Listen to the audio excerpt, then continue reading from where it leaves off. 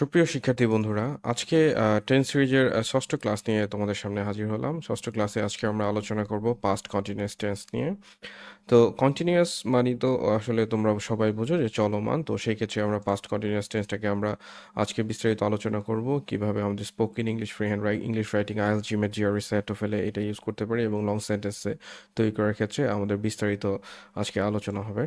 তো সেই ক্ষেত্রে আমরা পাস্ট ইনডিফিনিট টেন্সটাকে ফার্স্ট কন্টিনিউয়াস টেন্সটা জানার আগে সবার আগে আমাদেরকে জানতে হবে হচ্ছে এটার স্ট্রাকচারটি হচ্ছে subject plus was were plus verb ING plus হচ্ছে অবজেক্ট।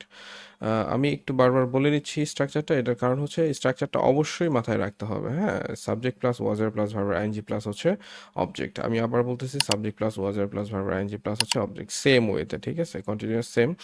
যা প্রেজেন্ট কন্টিনিউয়াস এবং পাস্ট কন্টিনিউয়াস সেম, সেক্ষেত্রে হচ্ছে ওয়াজ ওয়েটা এখানে এক্সট্রা হবে। হ্যাঁ, এখানে যেমন প্রেজেন্ট কন্টিনিউয়াসে ছিল হচ্ছে subject plus am is are plus verb ING plus হচ্ছে অবজেক্ট, এটার মধ্যে subject plus was were plus verb ING plus হচ্ছে অবজেক্ট, ঠিক আছে। তো সেই ক্ষেত্রে আমরা এটাকে বাংলায় কিভাবে ডিফাইন করতে পারি? বাংলা ডিফাইনটা হচ্ছে এরকমভাবে আসবে। সেটা হচ্ছে অতীতে চলতেছিল এরকম একটি কাজ। অতীতে চলতেছিল এরকম একটি কাজ। আমি আবার বলতেছি, অতীতে চলতেছিল এরকম একটি কাজ। আমি প্রত্যেকটা ক্লাসে সেম কথাটাই বলে থাকি, টেন্স মানে হচ্ছে টাইমিং। তো সেই ক্ষেত্রে ভার্বের টাইমিং মেইনলি হচ্ছে ভার্বটা কখন হয় সেই ব্যাপারটা হচ্ছে টেন্স আইডেন্টিফাই করা হয়। তো সেক্ষেত্রে অতীতে চলতেছিল বা অতীতে চলমান ছিল এইরকম যদি কোনো কাজ আমরা দেখি সেন্টেন্সের ভিতরে, তাহলে সেটাকে আমরা পাস্ট কন্টিনিউয়াস টেন্স হিসেবে চিন্তা করব। তো সেই ক্ষেত্রে আমরা যদি পরবর্তী স্লাইডে যাই, সেই ক্ষেত্রে আমরা যদি দেখি যে এটা কি আসবে। আমরা স্ট্রাকচারটা দেখছি subject plus have has plus verb ING plus হচ্ছে অবজেক্ট। সেই ক্ষেত্রে আমরা এটাকে ফার্স্ট পারসন দিয়ে যদি আমরা একটু চিন্তা করি, অতীতে চলতেছিল এরকম একটি কাজ, এই জিনিসটা কিন্তু আমাদের স্পোকেন ইংলিশে প্রচুর পরিমাণে ইউজ করা হয়। তো সেক্ষেত্রে ফার্স্ট পারসন দিয়ে আমরা যদি চিন্তা করি, আই দিয়ে চিন্তা করি, I was going to market, that means হচ্ছে আমি বাজারে যাচ্ছিলাম, আমি বাজারে যাচ্ছিলাম, আমি পড়তেছিলাম, আমি খেলতেছিলাম, আমি খাচ্ছিলাম, আমি ঘুমাচ্ছিলাম, আমি লিখতেছিলাম। তো যেটাই হচ্ছে না কেন, সে অতীতে যদি কোনো কাজ চলতেছিল এরকম যদি আমরা পাই, তাহলে সেটাকে আমরা দেবো হচ্ছে পাস্ট কন্টিনিউয়াস টেন্সের আমরা নেগেটিভ করব। এটা একদম ইজি। সেই ক্ষেত্রে আমরা কীভাবে করব? নেগেটিভ করার ক্ষেত্রে আমরা এখানে একটা অক্সিলারি খোঁজার চেষ্টা করবো। অক্সিলারি কি আছে? অক্সিলারি আছে হচ্ছে আমাদের ওয়াজের সাথে নট যুক্ত করবো, সেটা হচ্ছে নেগেটিভ হয়ে যাবে। I was not going to market, এটাকে আবার সামনে নিয়ে যাবো। সেই ক্ষেত্রে কোশ্চেনটা হয়ে যাবে was I going to market, simple.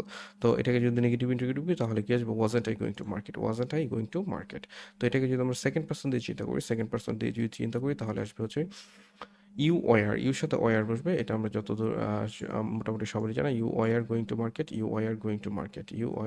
Market. তো সেই ক্ষেত্রে আমরা যেটা করবো, এটাকে নেগেটিভ করার ক্ষেত্রে আমরা কি করবো? ওয়ার যেহেতু আমরা অক্সিলারি পেয়েছি, ওয়ারের সাথে আমরা নট যুক্ত করবো। You are not going to market, interrogative করার ক্ষেত্রে ওয়ারটাকে দেবো। Were you going to market, তুমি কি বাজারে যাচ্ছিলে? Were you going to market, তুমি কি বাজারে যাচ্ছিলে? ওয়ার ইউ ইটিং, তুমি কি খাচ্ছিলে? ওয়ার ইউ রাইটিং, তুমি কি লিখছিলে?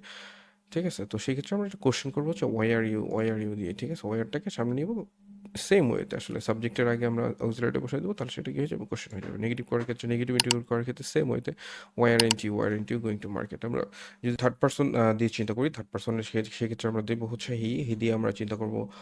তো হি দিয়ে আমরা যেটা দেবো, he was going to market, হির সাথে ওয়াজ হবে যেহেতু সিঙ্গুলার নাম্বার। তো সেক্ষেত্রে আমরা he was going to market, সে বাজারে যাচ্ছিল।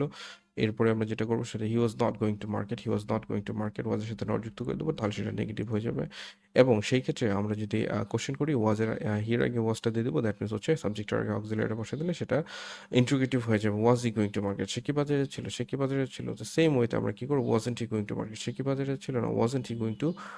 সে কি বাজারে যাচ্ছিল না। তো এইভাবে আমরা চিন্তা করবো। এইভাবে চিন্তা করার ক্ষেত্রে আমরা যেটা করবো যে পুরা ব্যাপারটা আমরা একটা টেবিলের মধ্যে নিয়ে আসছি একদম সুন্দরভাবে দেখানোর জন্য। সেই ক্ষেত্রে আমরা যেটা করবো সেটা হচ্ছে, এখানে স্পষ্টভাবে দেওয়া আছে প্রত্যেকটা সেগমেন্ট আমরা কিভাবে নেগেটিভ করবো, ফার্স্ট পার্সন, সেকেন্ড পার্সন এবং থার্ড পার্সনের ক্ষেত্রে। তো এইভাবে হচ্ছে আমরা পুরো সম্পূর্ণ নেগেটিভ ইন্টিগ্রেটিভ এবং ইন্টিগ্রেটিভ নেগেটিভটা করতে হবে, ঠিক আছে। তো আমরা আশা করছি প্রেজেন্ট কন্টিনিউয়াস টেন্সের পুরো স্ট্রাকচারটি মাথায় থাকবে এবং অতীতে চলতেছিল এরকম একটি কাজই হচ্ছে প্রেজেন্ট কন্টিনিউয়াস টেন্স। আশা করছি আজকের ক্লাসটি খুব সুন্দরভাবে বুঝতে পেরেছো। পরবর্তী ক্লাসের জন্য আমন্ত্রণ রইল। ধন্যবাদ সবাইকে।